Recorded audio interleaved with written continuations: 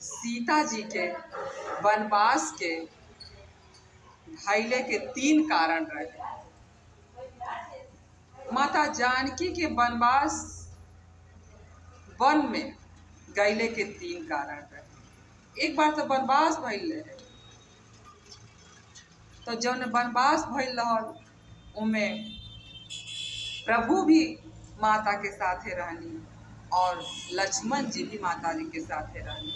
लेकिन अब प्रभु जब लंका से लेके अइनी, ओकरे बाद से सीता के वन में जाए के पड़ल, लव कुश के जन्म भइल। एकरे बारे में आप सब जानी जाए। सीता के प्रभु काहे त्याग कैली, ओकर 3 कारण बा।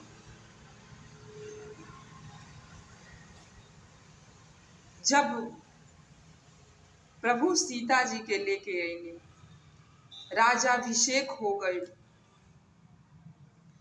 तब सीता जी के गर्भ रुक गई। जब सीता जी गर्भवती हो गईनी, तो जब पहले के लोग गर्भवती होत रहल तो उ मंदिर में जाई, साधु संत के दर्शन करी, महात्मा लोग के, और ओकरे बाद से गंगा स्नान करी। माता सीता जी प्रभु राम से कहतनी कि हे स्वामी, हमके गंगा स्नान करे के मन करता, साधु संत के दर्शन करे के मन करता। तब प्रभु जौन बा के पहला कारण, सीता के वन गईले के पहला कारण ई रहे कि सीता गर्भवती रहली। और सीता के जब पहले के लोग गर्भवती रहे तब पति लोग से कहे कि रउरा हमके गंगा स्नान कराई, प्रभु के दर्शन कराई, महात्मा संत के सेवा करे के मन करता कि हमार लइका जन बा उ माता पिता के सेवा करी, धार्मिक विचार के होई। अगर हम धर्म स्थल पे जाए तो पहले के लोग ई सोचत रहे, शुद्ध भोजन करत रहे। आपके लोग मांस मछली केकड़ा, त लइका भी केकड़ा के तरह से होता न, जौने तरह से अन्न खाइल जाता, जौने तरह से विचार बा, वही तरह से बच्चा भी होता न। सीता जी के दूसरा कारण, पहले के जौन राजा सब रहल हो, चाहे अब वो जौन प्रधान लोग होला, चाहे नेता लोग होला, केहू भी होला, ओकर गुप्तचर होने। आ गुप्तचर जाने आ पूरा गांव के बेवरा जान के आवे ने और अपने स्वामी से बतावे ने कि लोग का कहता। तब यही तरह से राम जी के गुप्तचर रहने, उ गई ने और पूरा अयोध्या से घूम गई ने, तब कहने राम जी से कि अरे स्वामी, चारों तरफ राम राज्य के बड़ी प्रशंसा बा, ओई में एक गुप्तचर रहने कि कुछ बोलते नहीं खा। प्रभु कहतनी कि इतना लोग प्रसन्न बा, इतना लोग कुछ न कुछ कहता, आ का बात बा कि तू कुछ कहते नाई बाड़ा। तो उ कहने हमरे कंठ से निकलते नाई बा कि हम आपसे कही। तब प्रभु राम कहतनी कि तू गुप्तचर हुआ, आ तोहर के हमसे बात बतावल बहुत जरूरी बा, काहे कि तू जाके पूरा जनता के बात सुना तड़ा, तो तू हमसे बताव कि लोग हमरे बारे में का कहता। ई बात सुन के गुप्तचर कहने कि देखी,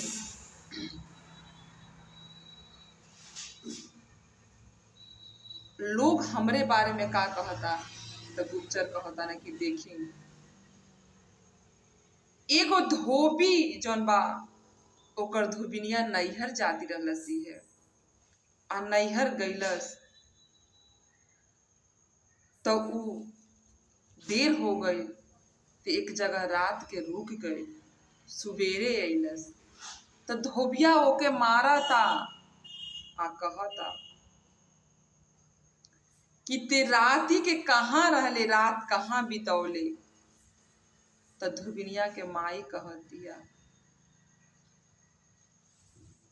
कि एक दिन ई कहाँ रहलस तो तू एके इतना मारा ताड़ा। आ जेकरे राज्य में तू रहल राजा राम के उनके पत्नी तो 14 महीना आ 10 दिन बिता के लंका से आयल रहली, रावण के लक से आयल रहली। ऊ कैसन रहने कि अपने पत्नी के रख लहले। धोबिया कहता हम राम नाई हैं कि जे जब मिलल तब हम ले लहनी राख लहनी, हम राम नाई हैं।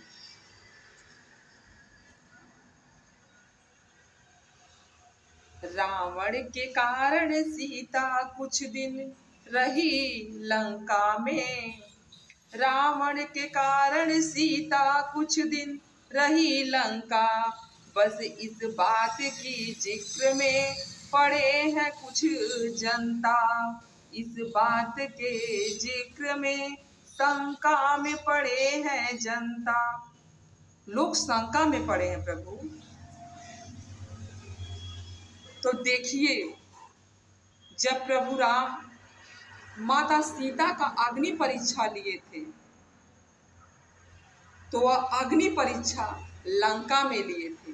अयोध्या के किसी ने देखा नहीं था, इसीलिए अयोध्या के लोगों को जो था वो विश्वास नहीं था।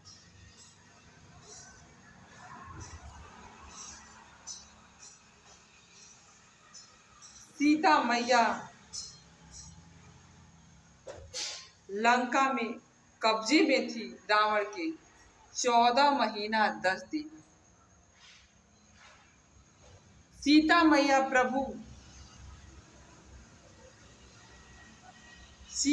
का परीक्षा प्रभु लंका में लिए थे, इसीलिए अयोध्या के लोग विश्वास नहीं करते। तीसरा कारण कैकेयी कहती हैं कि सीता लंका की कुछ बातें बताओ कि लंका में 10 मुख रावण तुम्हें कैसे रखा था।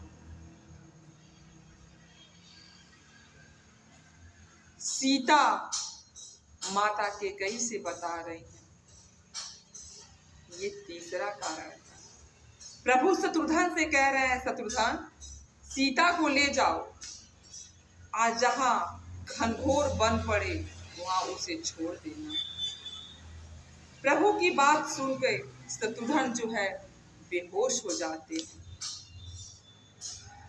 इसी तरह से प्रभु भरत को बुलाते और भरत से कहते हैं, भरत भी जो है कहते हैं भैया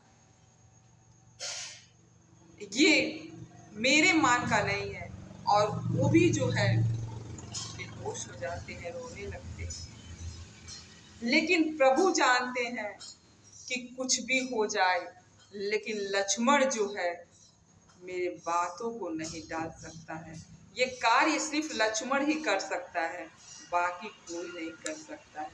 वह लक्ष्मण को बुलाते हैं और सीता को रथ सजाकर और सीता को बैठाकर और उन्हें जंगल में भेज देते हैं, क्योंकि प्रभु जानते हैं कि सीता हमसे खुद कह रही थी कि प्रभु मुझे संतों का दर्शन और गंगा स्नान करने का मन कर रहा है।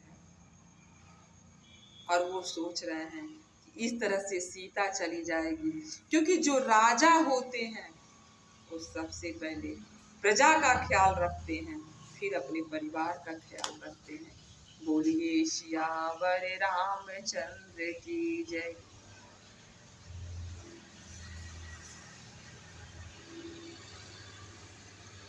इसी तरह से जो है